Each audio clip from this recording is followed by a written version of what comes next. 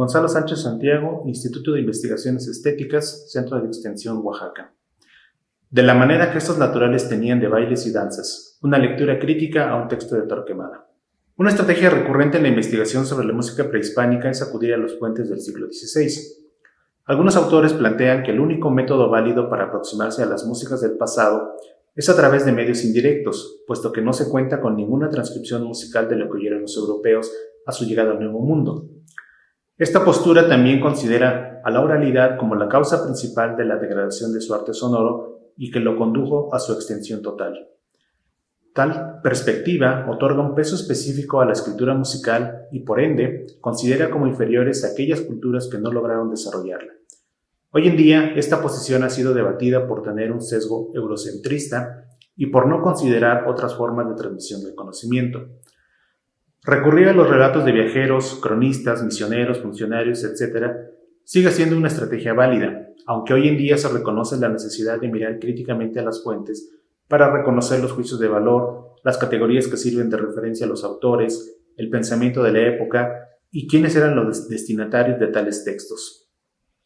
En el caso de la música prehispánica, una fuente muy consultada ha sido el Códice Florentino de Fray Bernardino de Sahagún, un texto en castellano y náhuatl con ilustraciones que nos acerca con cierto detalle a los contextos de las ocasiones musicales, los instrumentos y la formación de los músicos, entre otros temas.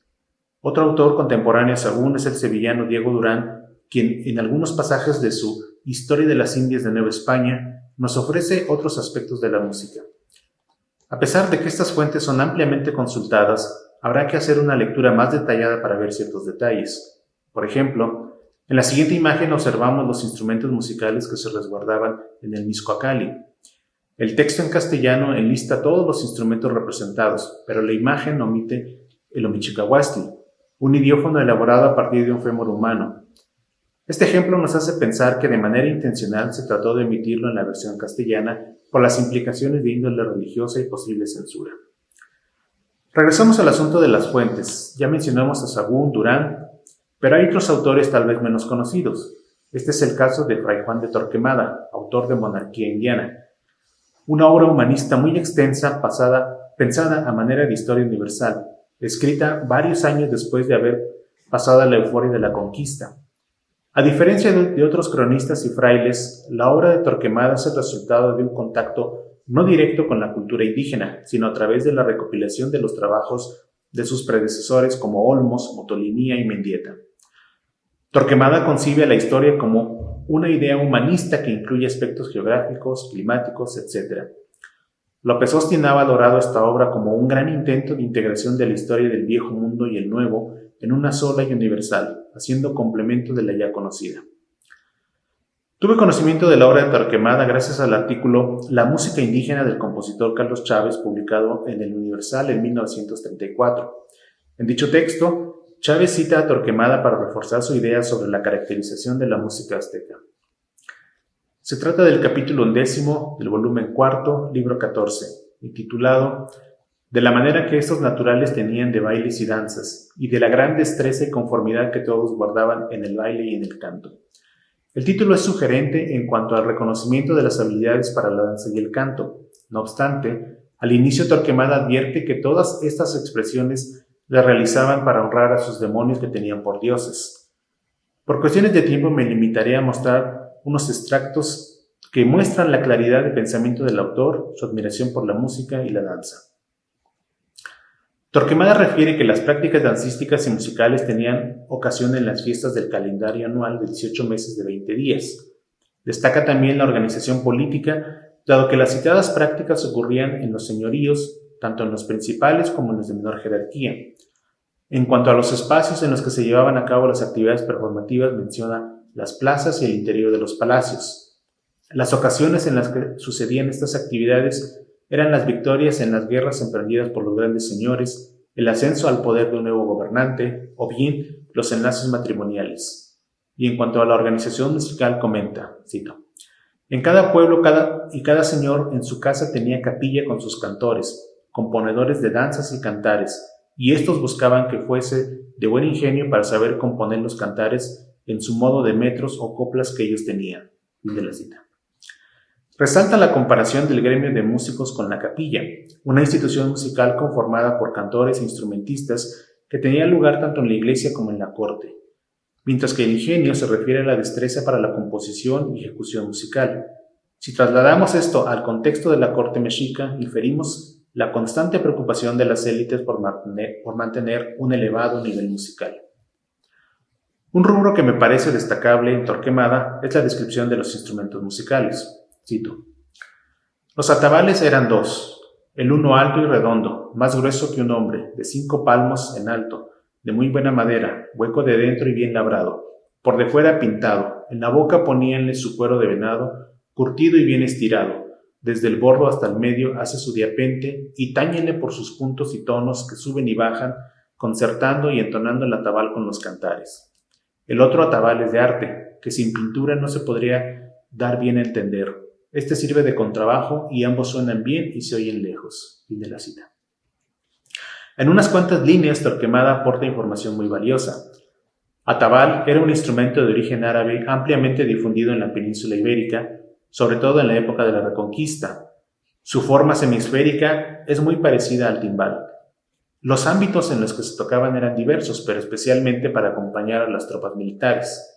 El término atabal se utilizó para nombrar a los membranófonos tubulares mesoamericanos, que en lengua náhuatl eran conocidos como huehuet, y, tal como lo describe Torquemada, se elaboraban a partir de troncos ahuecados y tallados. Respecto a las dimensiones del instrumento, señala que es más grueso que un hombre y de altura 5 palmos. Palmo era una unidad de medida equivalente a la distancia del pulgar al meñique, con los dedos extendidos. Es decir, los 5 palmos sugieren que el huehue tenía una altura aproximada de 1 metro. El Tlalpanhuéhuetl de Malinalco, actualmente exhibido en el Museo Nacional de Antropología, mide 97 centímetros de altura por 52 centímetros de diámetro. Es sorprendente la precisión de Torquemada. En tanto que diapente corresponde a un intervalo de quinta y tal como se menciona en la fuente, es el que se produce al tocar al centro y luego en el borde. Esto permite al instrumentista una serie de posibilidades no solo rítmicas sino también melódicas. Respecto al otro atabal, se trata de un xilófono de lengüetas conocido como teponaztli. Este instrumento era desconocido para los europeos y en las descripciones lo llaman atabal, no porque se trate de la misma forma, sino porque la ejecución se realiza con baquetas. El comentario de Torquemada acerca de que dicho instrumento no se puede entender sin pintura significa que es un instrumento extraño y además tiene trabajo en talla. Huehuetl y teponaztli son instrumentos traídos de la Casa del Sol a los seres humanos para crear música. El primero es masculino y el segundo es femenino. Esta pareja de instrumentos sagrados conforman el ensamble instrumental por excelencia, tal como se relata en los mitos y que se refleja en la observación de Torquemada cuando menciona que el teponaztli hace contrabajo con el huehue. Más adelante notamos una observación detallada sobre una ocasión musical. Cito: llegados los bailadores al sitio, pónense en orden a tañer los atabales y 2 cantores, los mejores, como sochantres, comienzan desde allí los cantos. El atabal grande encorado se tañe con las manos y a este llaman huehuet. El otro se tañe como los atabales de España, con palos, aunque es de otra hechura y llamanle teponaztli.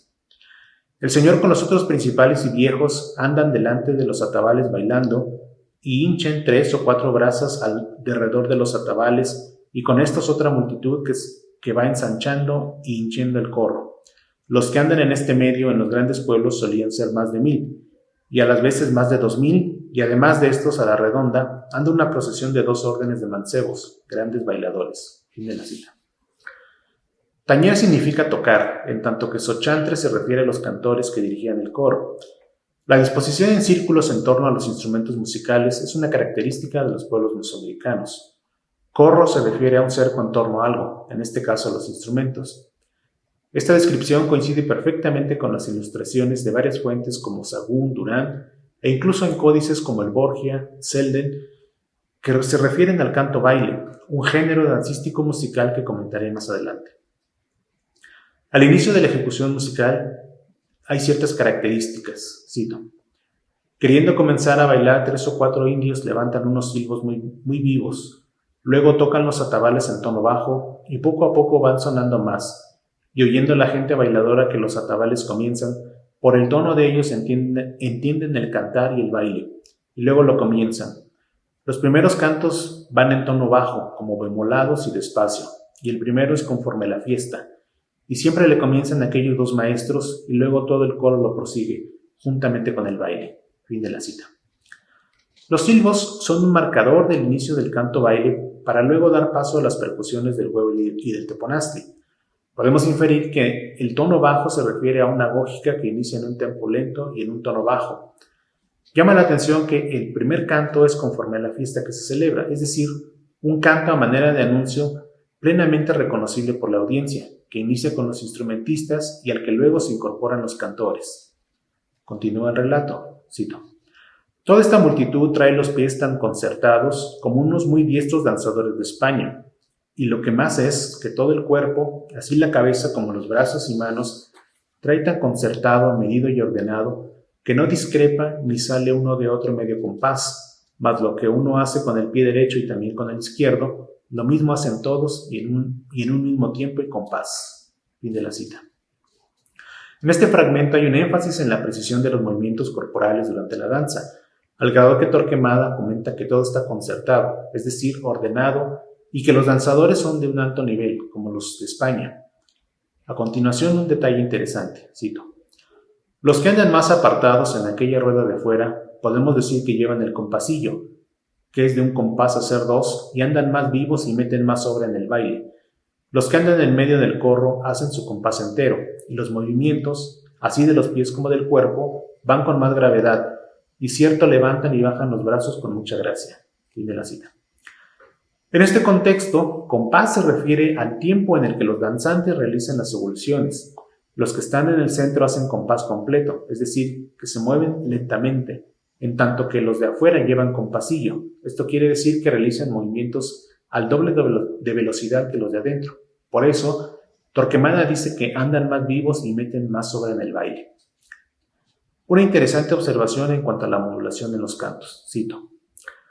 Acabado un cantar, dado caso que los primeros parecen más largos por ir más despacio, aunque todos no duran más de una hora, apenas el atabal muda el tono, cuando todos dejan el cantar y hechos ciertos compases de intervalo, luego los maestros comienzan otro cantar un poco más alto y el compás más vivo, y así van subiendo los cantos y mudando los tonos y sonadas, como quien deja una baja, muda y pasa a una alta, y una danza en un contracompás. Fin de la cita. Esta descripción refuerza lo enunciado al inicio del capítulo cuando Torquemada comenta que inicia en un tempo lento y con los cantos bemolados, es decir, en tonos más bajos, y conforme va avanzando la ejecución, los cantos cambian de tono y se acelera el ritmo, en una especie de crescendo. Y esto también incluye a la danza con movimientos mucho más rápidos. A continuación, una importante anotación sobre la intervención de los instrumentos de viento y la danza. Cito. A tiempo tañen sus trompetas y unas flautillas no muy entonadas. Otros dan silbos con unos huesezuelos que suenan mucho. Otros andan disfrazados en traje y voz, contraciendo a otras naciones y mudando el lenguaje. Estos que digo son truanes y andan sobresalientes, haciendo 1000 viajes y diciendo 1000 gracias y donaires, con que hacen reír a cuantos los ven y oyen. Unos andan como viejas, otros como bobos. Fin de la cita.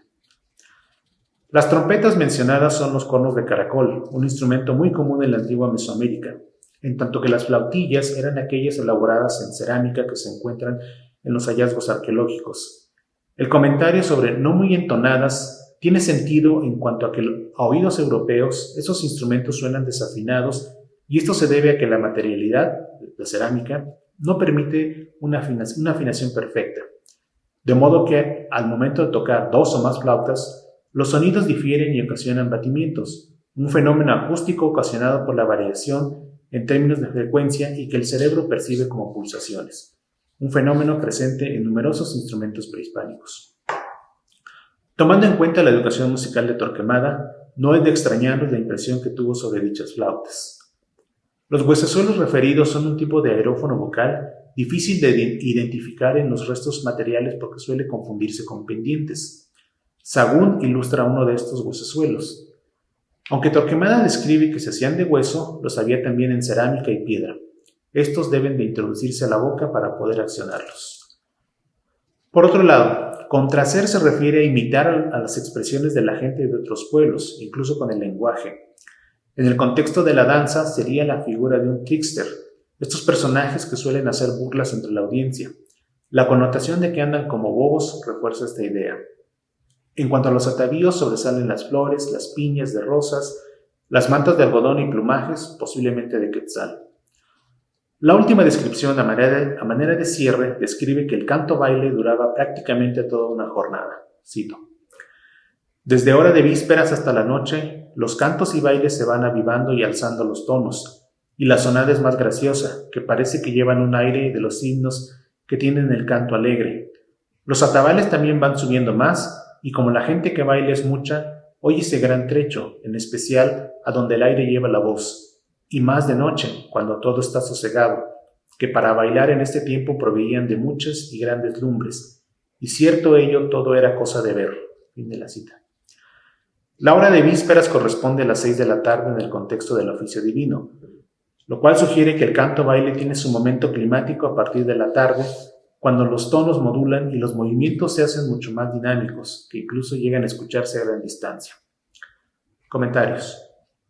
A diferencia de lo observado por Carlos Chávez, yo encuentro en Torquemada una detallada descripción sobre la música y danza.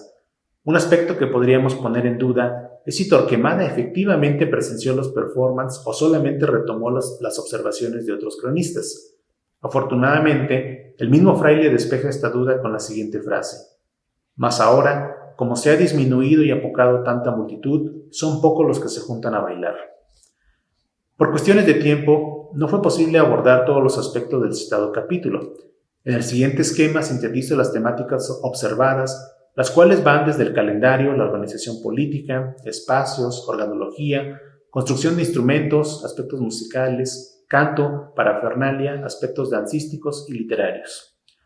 Lo descrito por Torquemada en el capítulo 11 se enmarca en un género músico-dancístico-literario que Berenice Alcántara designa como canto-baile, un performance en el que se conjugaban escenarios, sonoridades, atavíos, parafernalias, textos, aromas y sustancias específicas que posibilitaban la comunicación con otros planos de la realidad, la manifestación de lo divino a través de lo humano, la reconfiguración del espacio y el establecimiento de las jerarquías políticas y militares. Este canto-baile trascendió al léxico novohispano, primero como areíto, en lengua taína, y más tarde el término náhuatl de mitote. Finalmente, llama la atención que, a diferencia de otros de sus correligionarios, Torquemada se muestra muy respetuoso e incluso resalta las cualidades de las sonoridades y coreografías indígenas. Creo que se trata de una mirada humanista que vio en la otredad expresiones artísticas al mismo nivel que las de la península ibérica, solo que de formas distintas que el fraile trató de explicar conforme a su bagaje cultural.